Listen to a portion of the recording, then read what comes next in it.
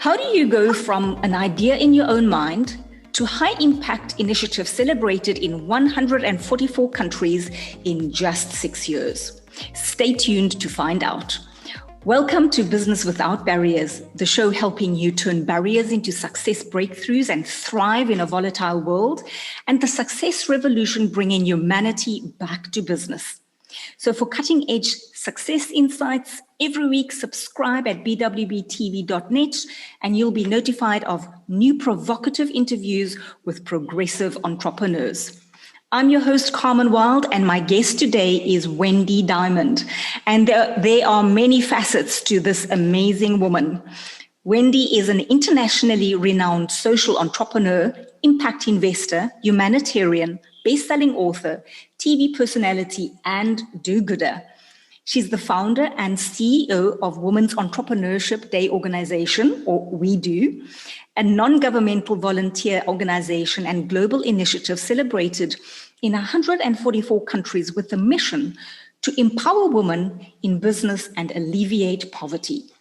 She's an investor and advisor in social impact disruptive technologies and women-led businesses in numerous sectors. She has 10 widely celebrated books, and she's garnered 3 Guinness World Records. She appears in media often, likes of Oprah, Today Show, New York Times and Forbes. And she's often featured as a keynote speaker on platforms such as the United Nations, Davos and Harvard University. She also sits on numerous boards. Wendy founded Animal Fair Media to support animal rescue and welfare, and she's heralded as a trailblazer in the animal world. In fact, Forbes calls her the Canine Queen. To Wendy, the true act of charity means helping those who would never be able to help you. It's such a privilege to have you on the show today, Wendy. Welcome. Too much, I know, but I keep busy. You keep busy. It's awesome. So let's start with this Guinness World Record that you have for the most expensive pet wedding in history. I mean, that's phenomenal. What inspired such a wackadoo initiative? Well, I started, when I moved to New York City, I adopted a dog and cat, right? And at that time, our city shelter, you could get and to this day, actually, you could get any breed, right? And I was astounded by the fact that I learned that 12 million animals were euthanized a year. And that's what inspired me that year when nobody was talking about adoption or rescue, literally around the world. You never really saw that in the media. No companies even had dogs and cats at the time in their ads campaigns. And so I decided, after learning that at a very young age, I decided I would create the very first media company to bring awareness towards animal rescue and bringing celebrities and pop culture to the animal rescue world. Because I knew if everyone knew you could adopt any breed, any size, any age, they would decide to adopt versus buy. And actually now that number in America from 12 million, it's down to 2 million. And you can't go anywhere or look at anything without seeing a dog, right? And so literally I created the first ever pet fashion show. I created the term yappy hour. I had a trademark on it, then I lost it because everyone used it.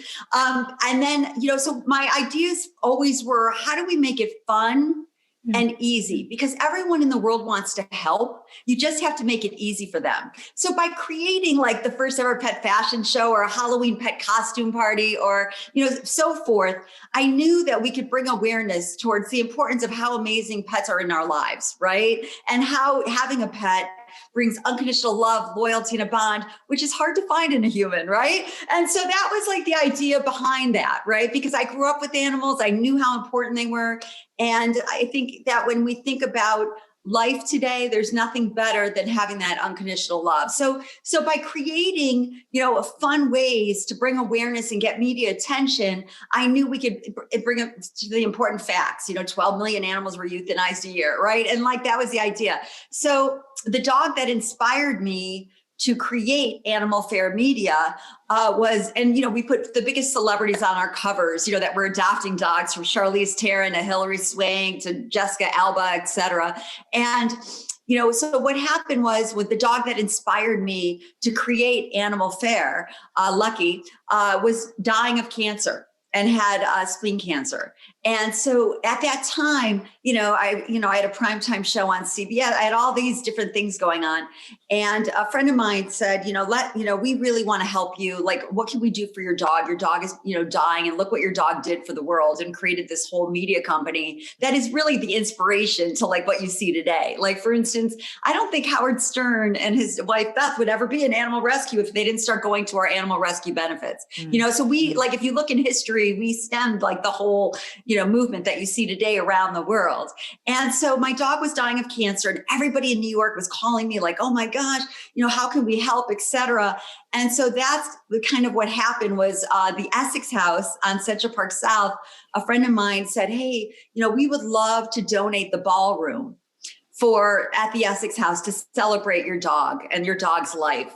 And then a friend of mine, she was the most premier event planner in New York City. She would do the $1 million weddings and the $1 million, bank events and et cetera. And she was the most beautiful soul. And she loved her dog so much. And we featured her in our magazine and stuff. And she called me up and she said, and her name was Harriet Rose Katz. I mean, she was an unbelievable character. And she called me up and said, I'd love to help you. What can I do? And that's kind of what spurred off. And then we got a call from the Cake Boss on TLC, the TV show. And they were like, we really want to have you on TV. Would you, what about a wedding? And I was like, oh my God, people think I'm crazy enough, right? And next thing I know, that's kind of how it all, Buddy from the Cake Boss decided to put us on the TV show, and they were going to make a cake for our dog. And, all of a sudden, everybody in New York, from Floralia, the Waldorf florist, to, the 22-piece orchestra, and everybody started calling us saying, we'd love to be part of this, right? So that's what happened. That's how I received the Guinness World Record for the most expensive pet wedding in history, was that everybody in town, from all the work that we were doing to help animal rescue and bring awareness towards animal welfare, everyone was just like, how do we support this, right? And that's how we created the most expensive pet wedding in history. We didn't even spend a penny, but we raised enough money to donate a wing at the Humane Society of New York, our local shelter, to support animals, our dogs especially, that need critical care. And so that's what, that whole initiative did. So it wasn't like this, vapid event that was like, oh, let's, do a pet wedding and spend the most money. It was really about, how do we bring awareness towards cancer in dogs? Right? 1 out of 3 dogs get cancer. How do we bring awareness towards animal rescue and the history of my dog, Lucky, that inspired animal fair and the animal rescue movement, if you look back in history, right? And that was how that all happened. So that was my 3rd Guinness World Record. So I knew, so I know how to create, I'm a fun person and I want to help the world. So by creating fun things that everyone can participate in and everyone can celebrate is, the way I feel we can do in life to bring awareness towards important causes.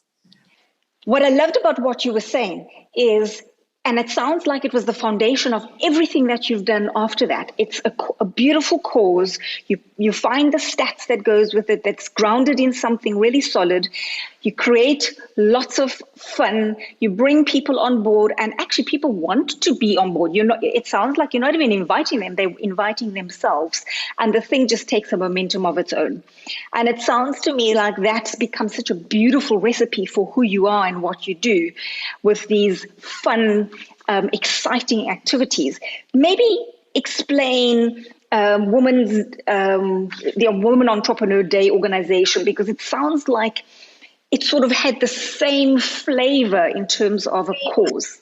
How did that all start? Yeah, I mean, well, so, one of the things about life, is you never know what's going to happen. Look, we have COVID, we have this pandemic, right? And, how do we find, the positive in whatever we go through in life, right, is the key, because you never know what's going to happen to your health. You never know what's going to happen financially, et cetera. Right. So, I spent literally, 20 years. Oh my God, where does time go? I spent over 20 years helping animal rescue and welfare. And I was, unfortunately had a stalker bully that ruined my entire life in 2011. And that, was it was a woman. Yeah.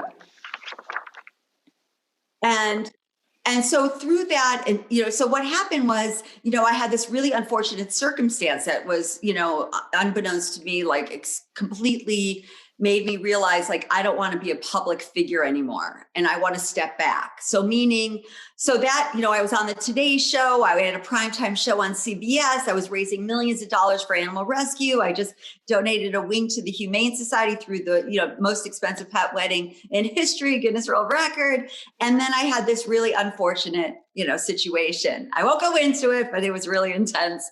And but I'm a survivor, meaning I'm resilient. I will never allow, when in your heart and when really that, what you're doing is, bigger than you and it has a bigger purpose, then, it helps you get through things, right? So anything that I have created in my life or what I've worked on has always had a bigger meaning, and it was never about me.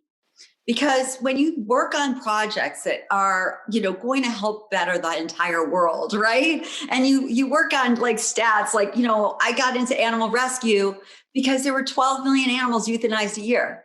I had a dog and cat. I knew how important they were in my life and what they brought to my life.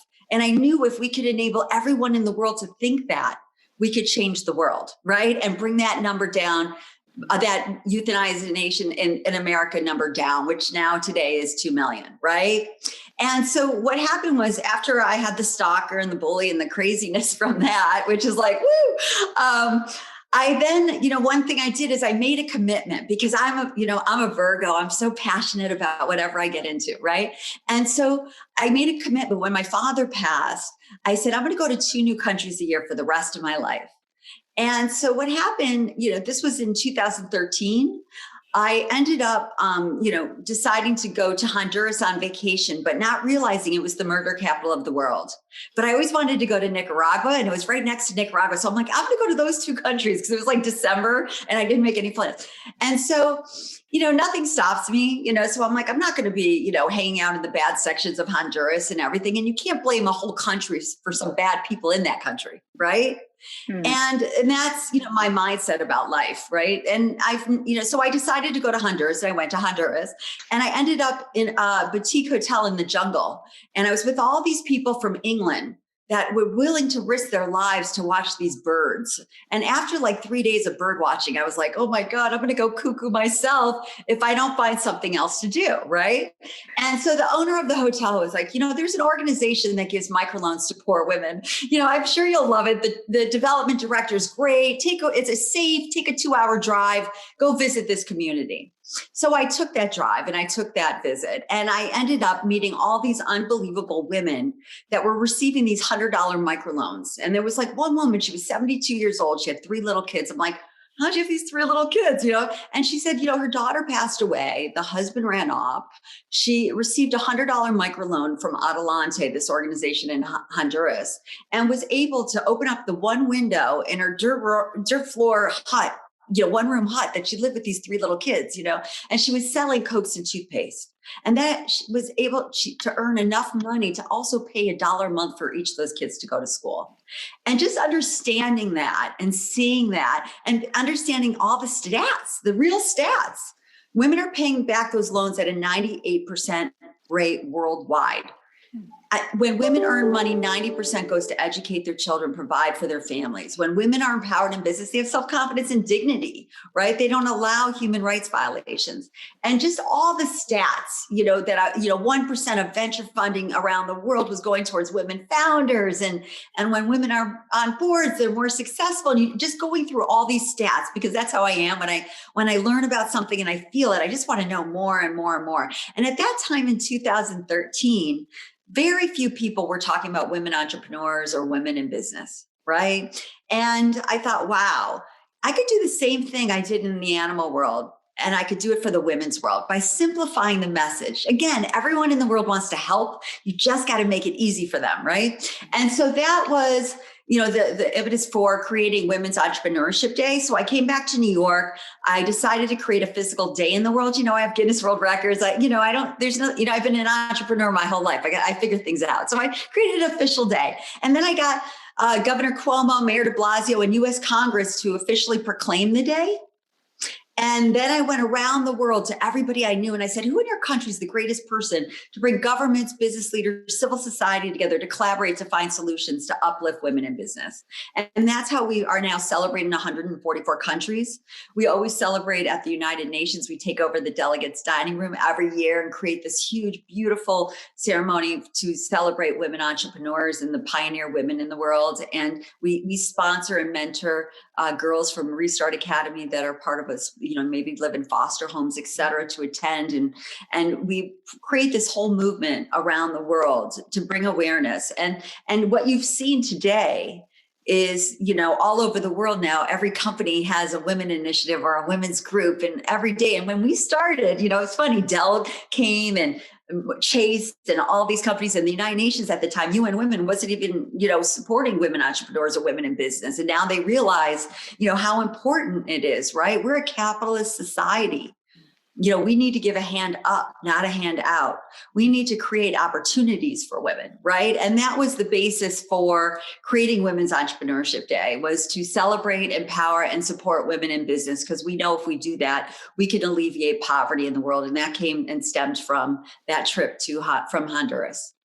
Incredible. Beautiful story. Thank you for giving me the context. Sure.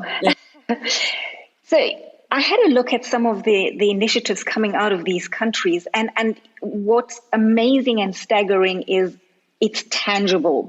The results are palpable, because, it's all good and well having a movement, but then there's movements like yours that actually gets real results on the ground. Things are happening.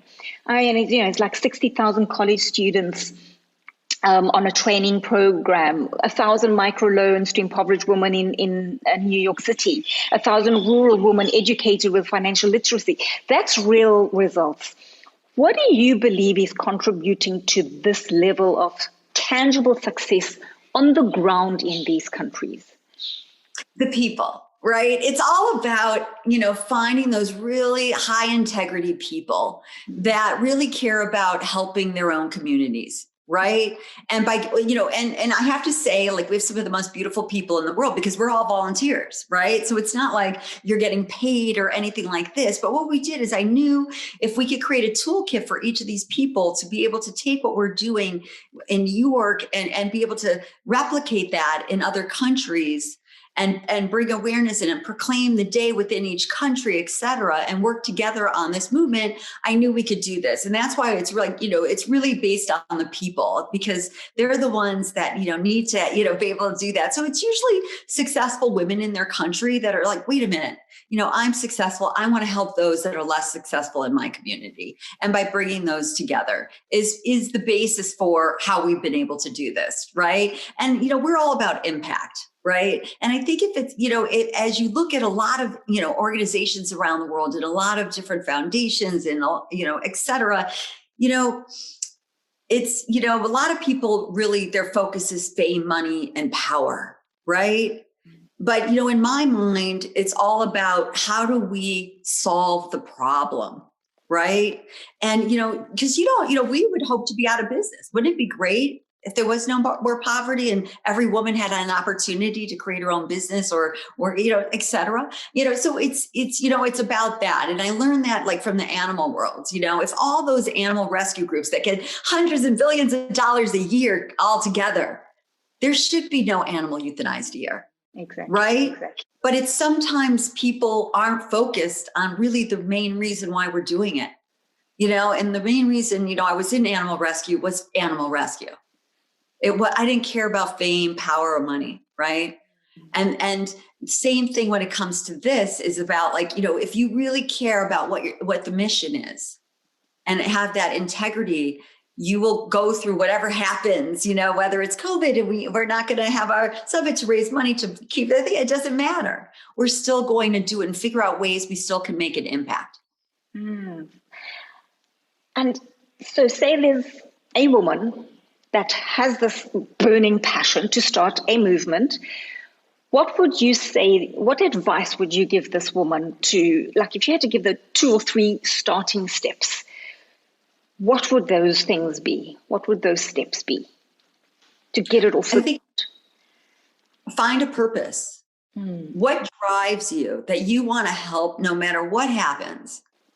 What is, what has affected you in your life, or what is a cause that, is dear to you, right? So find a purpose, because when you have that purpose, you're going to have a passion to want to support that purpose, right?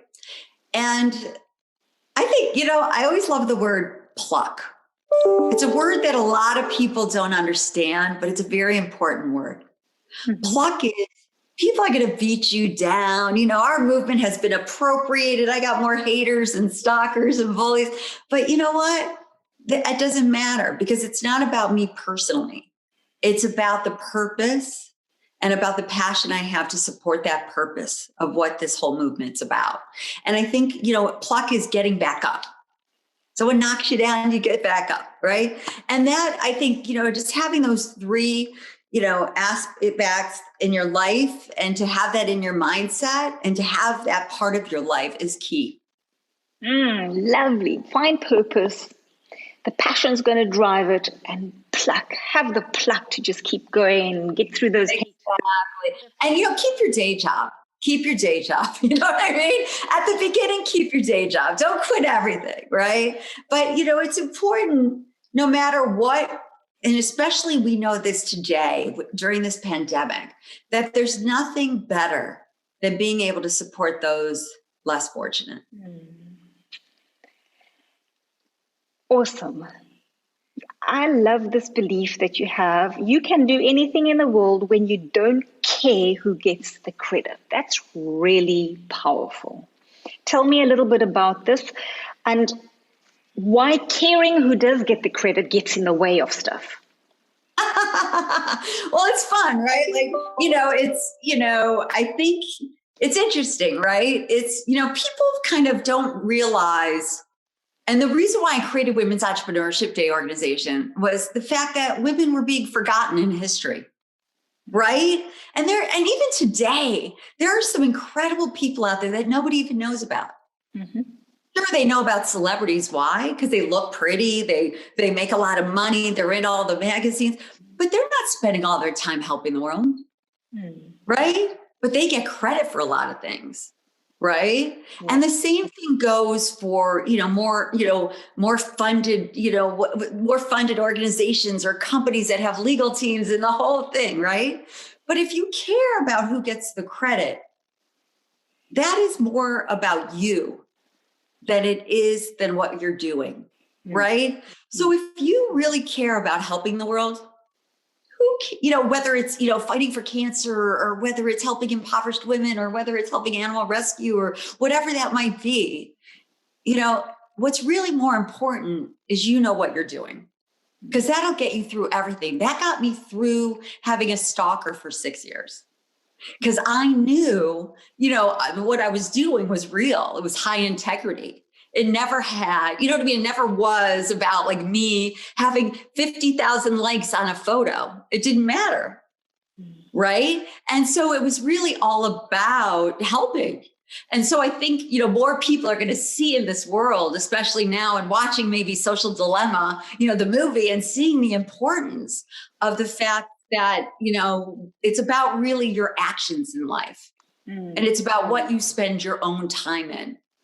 Because all of those fans and likes and all that stuff are not going to be there at the end. Yeah. Right? Touche, absolutely. Totally. It's about like your soul, right? It's about, what is that you're going to leave behind? And don't worry about whether you get credit for it or how many people like it or all that kind of stuff. It doesn't matter. Yeah. And it's so interesting when you add value in the world gives the value back in so many beautiful ways anyway. So it's just a beautiful exchange. I love it. I love what you stand for, Wendy, and I can see how this has just fueled this beautiful fabric through all the initiatives that you. And by the way, it's not easy. I mean, let's be honest, right? Like, it's not easy. It's a very, and it's really a lot of work, yes. Right? But I think it's all, again, about having that passion, that purpose. So, not every day is great, right? And not every person that comes to your life is going to be supportive.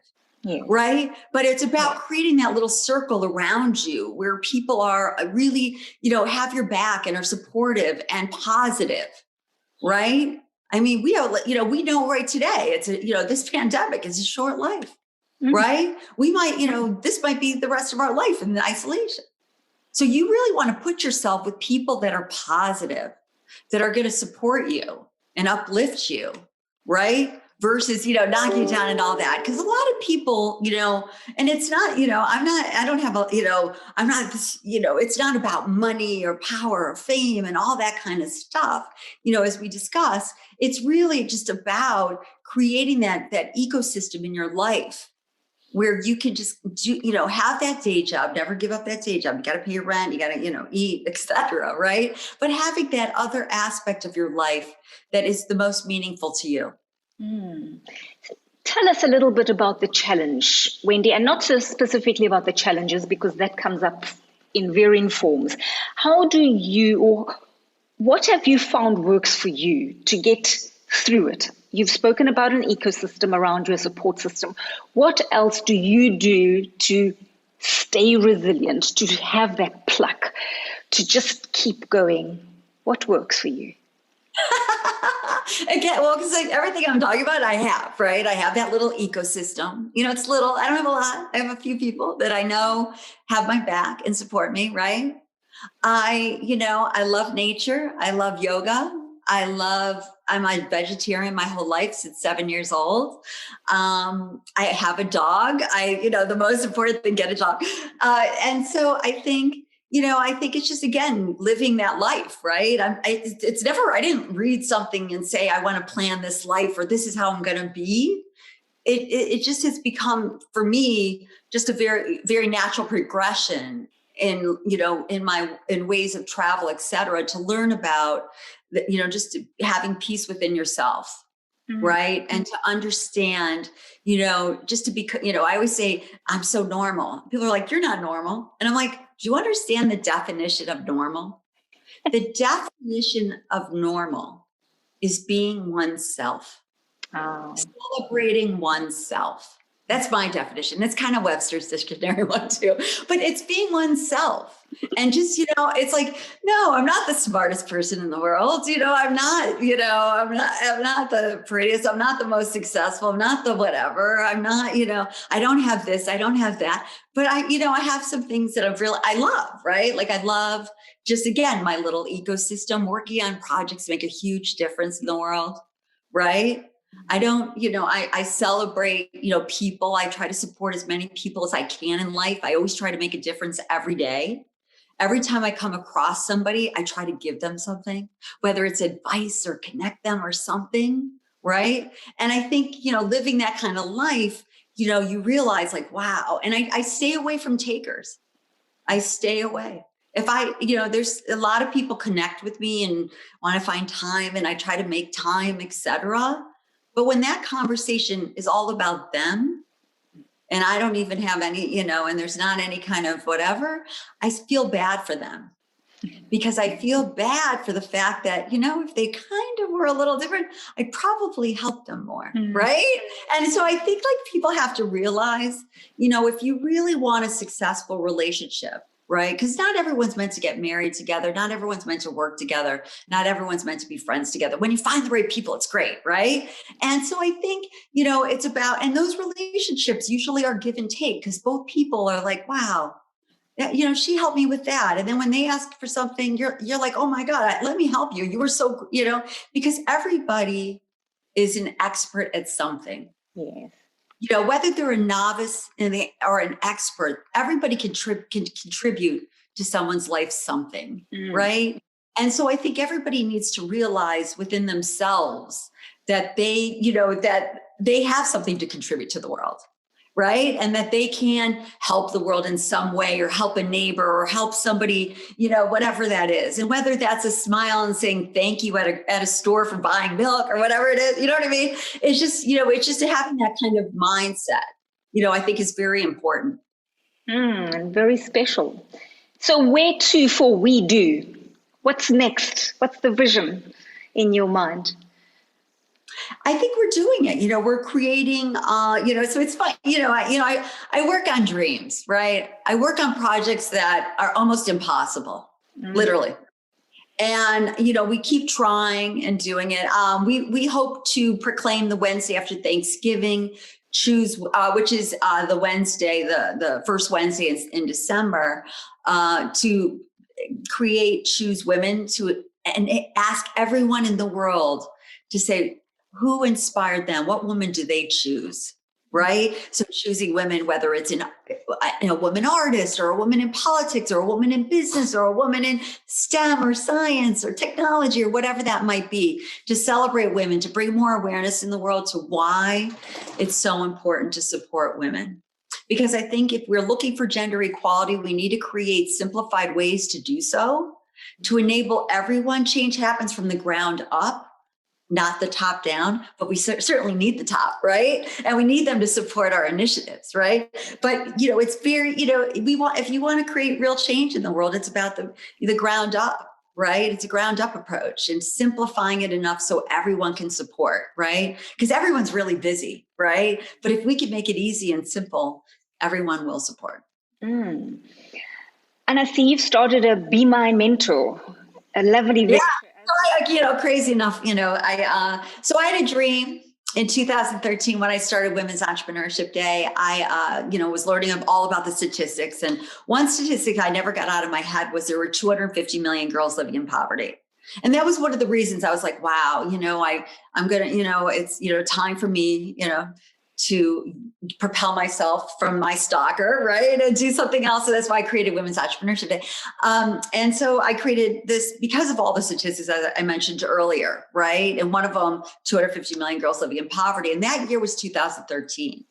And that was a year Tinder was in the news all the time. And I was like, wow, if we can match every one of those 250 million girls with a mentor, we could change their lives, right? And I had that idea for the next, 6 years and thinking about it. And if I met some tech person, I'd be like, hey, do you want to do this with me? And et cetera. And the first day of isolation, I was just like, wow, if I created this, think about what this would do for the world, right? Because everyone's in isolation. People are transitioning careers. There's 69 million people unemployed in America, 190 million people unemployed worldwide. How do we create an ecosystem to bring hope and purpose back to the world and connect people? And going back to my comments earlier about everybody's an expert and novice and everything. So this is my startup. I don't really talk about it much because I'm starting it up. It's a lot of work. And, it's a roller coaster. It's the very highs and it's the very lows. And it's really, it's again, just something I've never done. I've never created a AI company, using artificial intelligence and matching and the whole thing. But it's a really fun journey because I'm learning so much. We gotta always stimulate our mind, right? It's key. If you don't want dementia or Alzheimer's, stimulate your mind, work on projects, learn, grow. There's so many opportunities online right now for free courses on Coursera and Khan Academy and all these different apps. And so creating this ecosystem to enable everyone to be a mentor or a mentee and to enable people hope and purpose and to learn and grow. And that's what I'm creating right now. How can people help? Well, everybody can help by, joining Choose Women, by, joining Women's Entrepreneurship Day, connecting with our ambassadors in each country, bringing awareness towards all these different efforts, adopting a dog or a cat, it's really easy to support, right? There's no question, right? And about bringing awareness, and about celebrating people that are real, making a difference in the world, right? Spending your time, watching the incredible documentaries on all the platforms now about these incredible people, that are out there. I can name a few now, like, do you know who Chuck Feeney is? Mm-mm.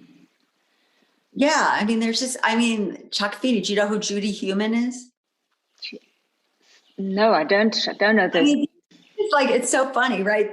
But we all know who Nicole Kidman and Hugh Grant are, right? This is why it drives me crazy. Chuck Feeney is a self-made billionaire who gave every penny of his money away while living. And it's an amazing documentary for free on YouTube. And it's an amazing story of somebody that we should all know and respect and learn from, right? Same thing with like Judy Human. Judy Human, has been disabled her entire life. And she is the reason why we have the Disability Act in the United States, where we have wheelchair access everywhere. And she is someone who is just the most enlightening, beautiful soul, bringing awareness towards the biggest minority in the world, people who are disabled, right? And she has a documentary on Netflix called Crip Camp. And so it just, I think it's about, surrounding yourself, whether, now we can't be with people, but surrounding yourself with beautiful stories and people that can inspire you.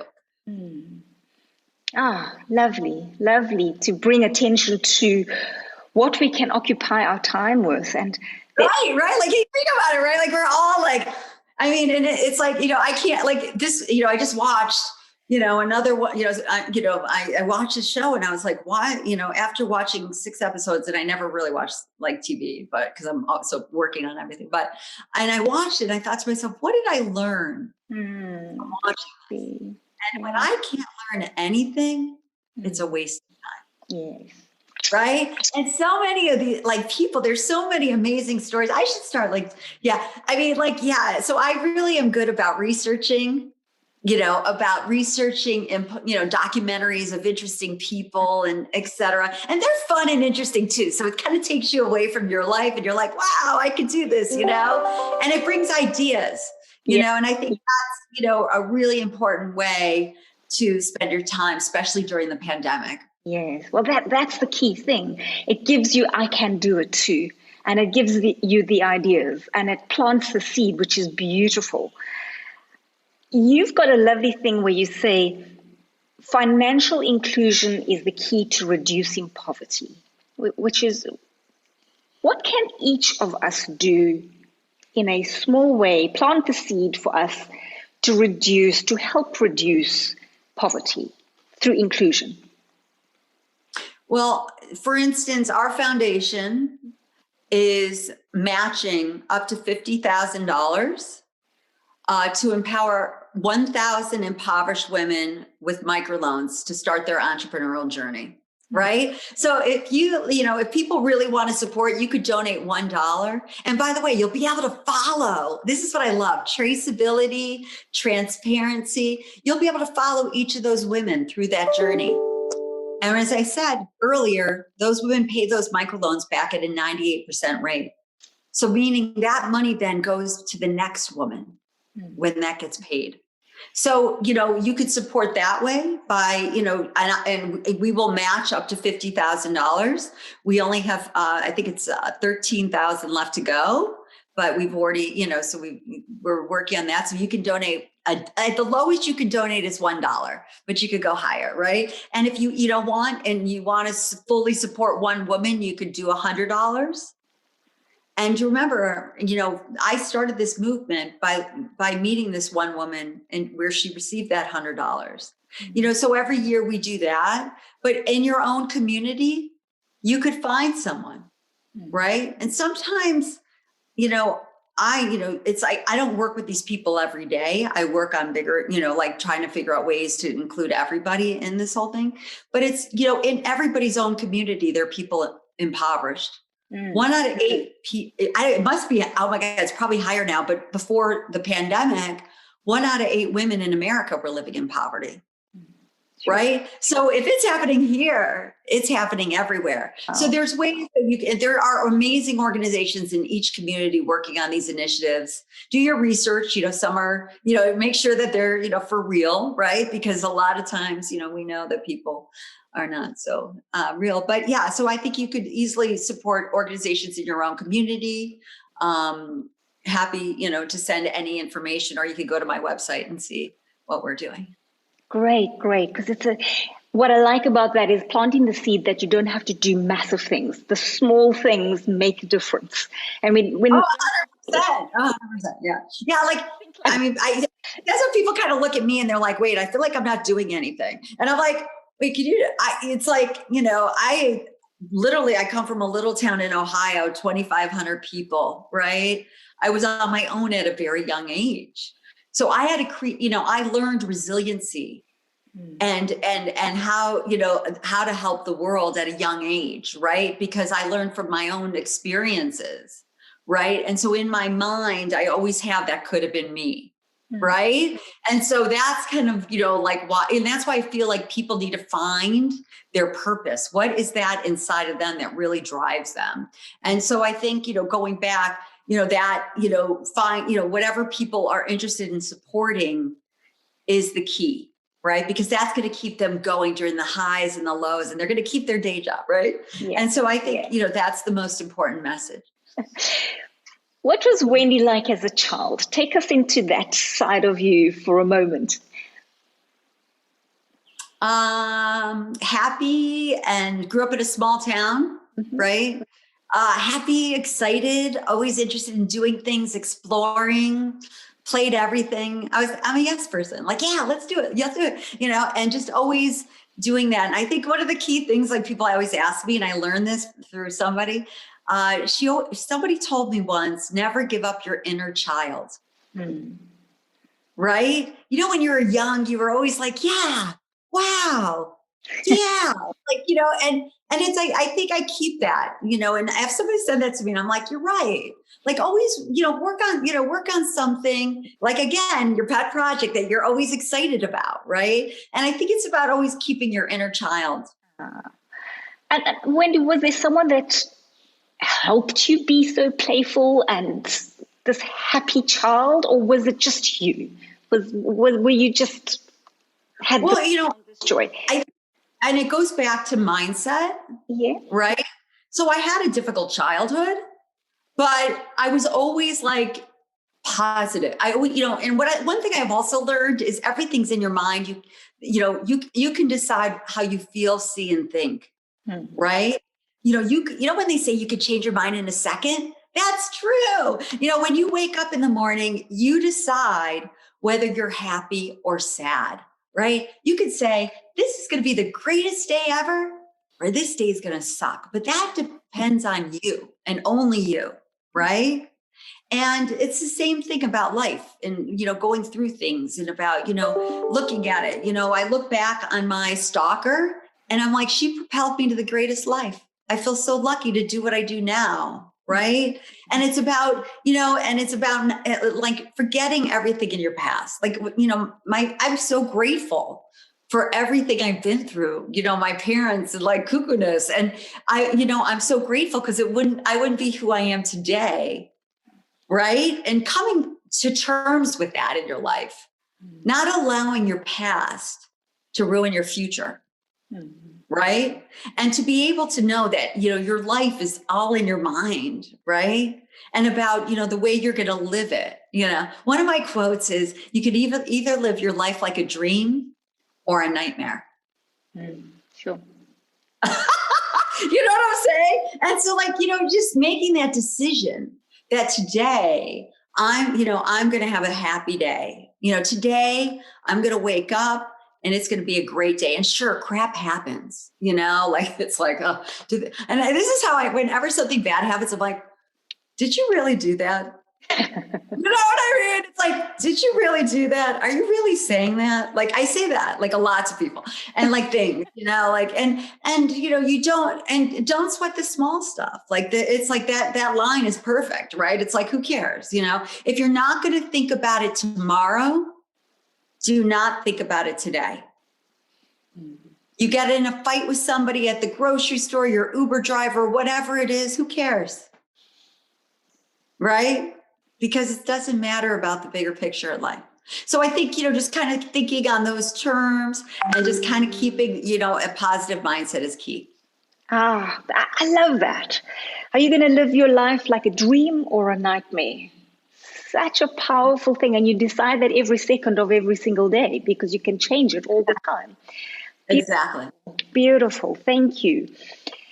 One last question, Wendy. If you could speak to every single person on the planet right now, what would be the message that would pour out from your heart to them? Oh my gosh, that's a hard one. What would I say? I would probably say, I don't even, how do you answer that? Too much. I would probably, Okay, I would say a few things. I would say, adopt a dog. There's no better relationship to get you through a hard time. And then I would say, find your purpose and passion, right? Lovely, lovely. That's just perfect. And right? It's as simple as that. Yeah, and I love the other part about it. Just be normal. Be yourself. And not everyone's going to like you. Not everyone's going to, not everyone's going to be your friend. And listen, I'm like I'm the ultimate. I have more haters and stalkers and bullies. It's like, and you know what? I don't care. I don't care. But, again, it takes you to a point of where, you become resilient and you work on things and you that matter, and you surround yourself by an ecosystem of people that believe in you, right? And listen, that's not easy, right? It's not easy to find those people, but they're out there and there's ways to meet them, whether it's going to a meetup or whether going to, I don't know, if you're into church or whatever that might be, but there are, believe me, everyone can find that ecosystem. It takes a lot of work. Yeah, but if you find that passion and purpose and you have the pluck, you can do it. So exactly. Yeah. Maybe one more question. I know you've got this beautiful diversity in your life. So you're also into all this technological stuff and the cutting edge stuff and the ways that we can make life easier through technology. What excites you about the future from that perspective? I think everybody today, there's nothing more important than the technology of blockchain and the technology of Bitcoin, and the importance of how this will enable the 2.5 billion people that are unbanked to have financial empowerment. And I think, what we're looking today is it's the most incredible time in history, right? When you look at the world, especially in Zimbabwe and Botswana and Venezuela, where the high inflation and et cetera, you look at the ways that we have technology today just on our mobile phones, that you can bank and that you can do all your transactions and you can invest 1 penny into Bitcoin without any banks, right? Or government control. I think and allowing peer-to-peer transactions in a secure environment is the key to the future of economic empowerment for everybody. Any last message, Wendy, before we... Oh, thank you for your time. Thank you. Thank you. I mean, this has been so much fun, and you've just got such a beautiful, yummy, delicious way of putting things across. Thank you. Thank you. That inner child is just so yummy. It's really beautiful. So thank you, Wendy, for sharing your time and your beautiful insights with us, and to all of those of you watching, listening. Just to sum up some of these things that Wendy has brought to us: have fun, help the world, find purpose, find your passion, get that resilience, that network and the ecosystem around you so you can have that pluck to just keep going, and be normal, be you. That's just so beautiful, and solve problems. We can all put our hand up to solve the problems, and we can do it one little bit at a time, $1 at a time, one person at a time, one initiative at a time. Thank you for showing us the way, Wendy. You're gorgeous, and best wishes with all your beautiful initiatives that's helping reduce the poverty in the world. Thank you. Thank you so much. Woohoo! Thank you. Grateful.